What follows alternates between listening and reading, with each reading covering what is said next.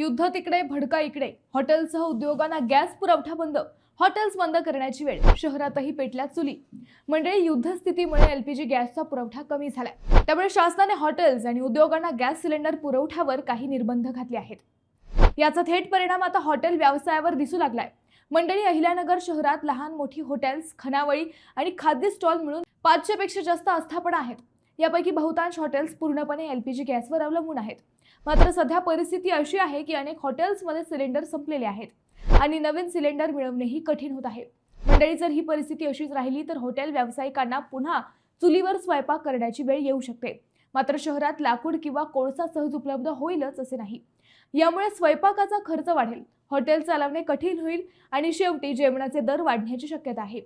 आधीच वाढत्या महागाईमुळे हॉटेल व्यवसायावर ताण आहे आणि आता गॅसचा प्रश्न गंभीर झाला तर काही हॉटेल तात्पुरते बंद करण्याची वेळही येऊ शकते, असे काही व्यावसायिक सांगतात.